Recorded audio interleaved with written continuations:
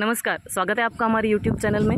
सितंबर मास लगभग आधा ख़त्म होने को आया और अगर आपने अब तक आम के वृक्ष में ये जो खाद है या फिर कहा जाए कि पूरी की पूरी ये जो ट्रीटमेंट है वो नहीं दी, तो आपका जो आगामी जिसे कहा जाता है ये अंकुरित होगा जिस समय में और फलित होगा, तो इस पूरी की पूरी प्रोसेस, इस पूरी प्रक्रिया पर इसका सीधा असर हो सकता है। तो सितंबर मास कहा जाता है कि सितंबर मास के स्टार्टिंग के जो पहला हफ्ता रहता है उसी के वो लास्ट टाइम होता है आम को खाद देने के लिए। इसके बाद आम के साथ हमें कोई भी छेड़छाड़ नहीं करनी चाहिए। लेकिन अगर आपने अब तक नहीं दिया तो प्लीज़ जल्दी कीजिए, क्योंकि इसको ये खाद देने का और इसकी जो पूरी ट्रीटमेंट है वो करने का अभी टाइम है वो जो ख़त्म होने को आया है। और अगर आपने ये जो खाद है वो अभी भी नहीं दी तो आपका जो पूरे साल का जो आम का जो फलित होना और ये इसकी सारी वृद्धि की जो प्रक्रियाएं हैं उन सभी पे इसका असर पड़ सकता है। तो सबसे पहले हमें क्या करना है, ये जो आम का वृक्ष आप देख रहे हैं इसके प्रकांड के थोड़े से भाग को आप देख सकते हैं छोड़ के इसके दूर से ही 1 फीट ये जो गहरा खड्डा हमें खोद देना है। तो ये जो पूरा हमने खड्डा किया था इसमें हम कंपोस्ट खाद है जो हमारी देसी गायों का गोबर, इसको अच्छे से हमने कंपोस्ट बनाकर ये दे रहे हैं। अगर आपके पास कंपोस्ट नहीं है तो आप ताज़ा गोबर भी डाल सकते हैं और या फिर सूखा कोई भी खाद इसमें डाल सकते हैं। लेकिन ध्यान रहे कि आपके ही पशुओं का होना चाहिए, कोई मार्केट से लिया हुआ या फिर कोई और नहीं। तो इस पूरे राउंड में आप देख सकते हैं सर्कल में अच्छे से खाद डालने के बाद हम इस पर अभी जो गाय का ताज़ा गोबर है जिसका हमने पलार बनाया है पानी में मिक्स कर वो इसके ऊपर हम डाल देंगे, ताकि ये जो पूरी की पूरी जैविक प्रक्रिया है वो शीघ्र से शीघ्र अपना काम करना स्टार्ट कर दे। और इसी मास में क्यों इसके बाद हमें इसको कोई भी आम के पौधे के साथ छेड़छाड़ नहीं करनी चाहिए, इसका मैं आपको कारण बताती हूँ। वैसे तो सारे के सारे वृक्षों की हमें अच्छे से केयर करनी चाहिए, देखभाल करनी चाहिए, लेकिन आम एक ऐसा वृक्ष है जो कि इसकी थोड़ी विपरीत भी होती है ट्रीटमेंट, केयर, इसको पानी देने की जो पद्धति है वो सभी, और थोड़ा सॉफ्ट भी होता है। तो इसके कारण इसकी जो पूरी की पूरी देखभाल की जो पद्धति है वो थोड़ी अलग भी है और हमें इसको वैज्ञानिक तरीके से इसकी पूरी की पूरी देखभाल करनी चाहिए।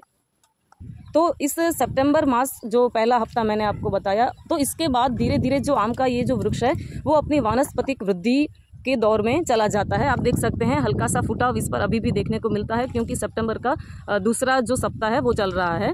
तो सबसे पहले तो ये वानस्पतिक वृद्धि के दौर में जाता है और इसके बाद ये जो वृक्ष है वो अपने प्रजनन के जो टाइम पीरियड है, समय गाढ़ा है, उसमें चला जाता है। तो क्योंकि अगर इस समय के बाद भी आप आम के वृक्ष के साथ कोई भी छेड़छाड़ करते हैं तो इसकी जो जड़ें हैं वो कहाँ से भी कटती हैं, तो उसे जो पूरा का पूरा प्लांट है उसे स्ट्रेस होता है, तो जिसके कारण इसकी वृद्धि में भी रुकावट आ सकती है और इसका सीधा असर फलित होने पर, यानी कि इसके जो आम लगेंगे या फिर इसका मंजर लगेगा, तो वो जो पूरी फलित प्रक्रिया है उस पर देखने को मिल सकता है।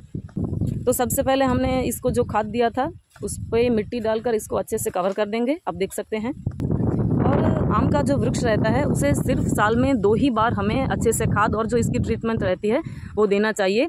और क्योंकि हम ऑर्गेनिक खेती को ही रिकमेंड करते हैं, तो जितना भी हो सके आप ये जो रासायनिक जितने भी खाद रहते हैं उनसे हो सके इतना दूर ही रहें, क्योंकि वो कहीं ना कहीं हार्मफुल ही होते हैं।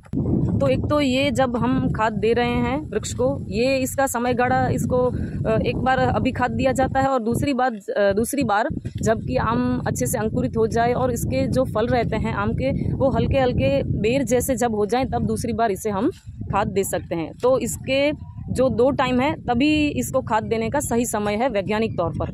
तो इसीलिए अभी ये जो खाद है वो देना काफ़ी ज़रूरी है। तो क्योंकि अभी नहीं दिया तो पूरे साल की जो इसकी गति है वो रुक जाएगी वृद्धि की।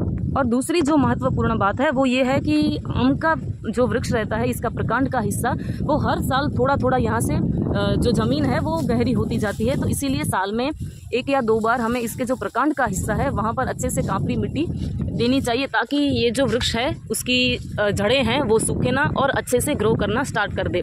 क्योंकि अगर ये जो जड़ें सड़ेंगी या फिर ये जड़ों का जो ग्रोथ है वो रुक जाएगा तो पूरा जो आम का प्लांट है उसका ग्रोथ भी रुक जाएगा। और क्योंकि बारिश का मौसम भी रहता है तो इसके कारण भी कई बार बारिश का पानी भरने से भी जड़ों का सड़ना काफ़ी ज़्यादा होता है। तो इसीलिए हमें इस तरह से सर्कल बनाकर आसपास खाद देने के बाद इसका जो प्रकांड का हिस्सा है उस पर अचूक कांपरी मिट्टी, अगर आपके पास कांपरी मिट्टी नहीं है तो आप इसे बरगद के वृक्ष के नीचे की मिट्टी या फिर पीपल के वृक्ष के नीचे की जो मिट्टी रहती है जड़ों की, वो दे सकते हैं, ताकि वो जो मिट्टी रहती है वो ऑक्सीजन से भरपूर रहती है, जो कि वृक्ष की वृद्धि के लिए जो जैविक तत्व जरूरी होते हैं उसकी पूर्ति करता है और जैविक प्रक्रिया को तेज बनाता है।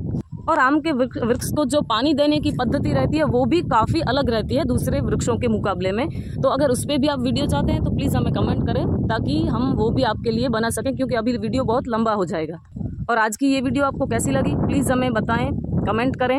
अगर वीडियो अच्छी लगी है तो ज़्यादा से ज़्यादा लाइक करें, शेयर करें और सब्सक्राइब करें। धन्यवाद।